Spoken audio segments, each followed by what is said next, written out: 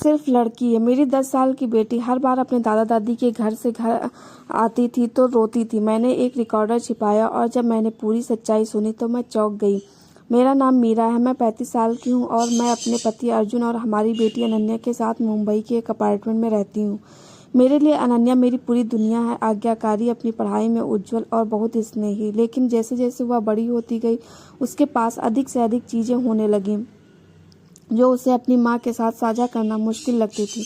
और फिर एक दिन मुझे एहसास हुआ मैंने उसे जितना मैंने कभी सोचा था उससे कहीं अधिक दर्द दिया था। यह सब तब शुरू हुआ जब अर्जुन ने अनन्या को वीकेंड पर ठाणे में अपने दादा दादी के घर ले जाना शुरू किया। पहले तो मुझे लगा कि यह अच्छी बात है, उसकी दादी को भी उसकी कंपनी की ज़रूरत थी। लेकिन हाल ही में जब भी अनन्या घर लौटती थी तो वह असामान्य रूप से शांत रहती थी। एक दिन वह सीधे अपने कमरे में गई और रोते हुए अपना चेहरा तकिए में दबा लिया। मैंने उससे पूछा कि क्या गलत था। उसने बस अपना सिर हिलाया और कहा, मैं ठीक हूँ, चिंता मत करो। मैंने अर्जुन से पूछा, लेकिन वह चुटकी से बोला, आप हर चीज़ के बारे में ज़्यादा सोचते हैं। बच्चों के लिए थोड़ा रोना असामान्य बात है, इससे कोई बड़ी बात मत करो। लेकिन मेरी माँ के अंतर्ज्ञान ने मुझे बताया कि कुछ गड़बड़ थी। मैंने कुछ ऐसा करने का फैसला किया जिसे याद करने के लिए मैं अभी भी काँप रही हूँ। अगले दिन, इससे पहले कि मेरी बेटी अर्जुन के साथ ठाणे जाने के लिए रवाना हुई, मैंने चुपचाप उसके बैग में एक छोटा सा वॉइस रिकॉर्डर छिपा दिया था। मेरे हाथ काँप रहे थे क्योंकि मैंने इसे बंद कर दिया था।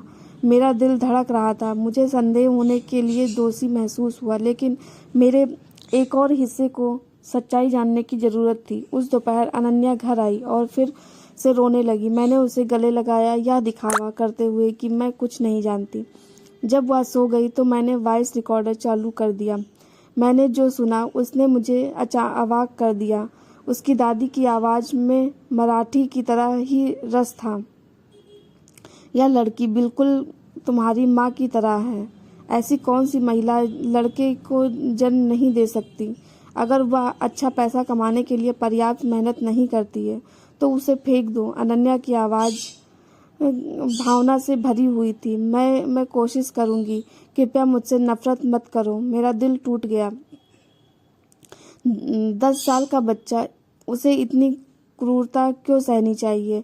तभी अर्जुन की ठंडी आवाज़ आई, तुम ठीक कह रही हो, वह सिर्फ एक लड़की है। अगर वह वैसे भी शादी करके जा रही है तो उसे पालने का क्या मतलब है? उसे बहुत ज़्यादा खराब मत करो। मैं कांप रही थी, मेरे चेहरे से आंसू बह गए। जिस आदमी पर मैंने सबसे ज़्यादा भरोसा किया, मेरे बच्चे का पिता, न केवल उदासीन था बल्कि हमारी बेटी को भावनात्मक रूप से दुर्व्यवहार करने में भी शामिल था। मैं उसके बिस्तर के पास बैठ गई, उसके आंसुओं से भरे चेहरे को देख रही थी। मेरा दिल दुख और क्रोध से भर गया। दिन में वह मुस्कुराई और मुझसे बात की जैसे कि सब कुछ ठीक था, लेकिन मेरी पीठ के पीछे वह अपने ही परिवार से अस्वीकृति का भार उठा रही थी। अगली सुबह मैंने अर्जुन को लिविंग रूम में बैठने के लिए कहा। मैंने रिकॉर्डर को टेबल पर रखा और प्ले दबाया। अंधेरे कमरे में आवाज़ें गूंज उठी। अर्जुन का चेहरा पीला पड़ गया। मैंने उसकी आंखों में सीधे देखा और कहा, क्या इसे आप सामान्य कहते हैं? वह केवल 10 साल की है, उसे प्यार की ज़रूरत है, अस्वीकृति की नहीं। अर्जुन हकलाते हुए बोला, मैं बस इतना चाहता था कि वह मजबूत हो जाए। मैंने एक उदास मुस्कान दी।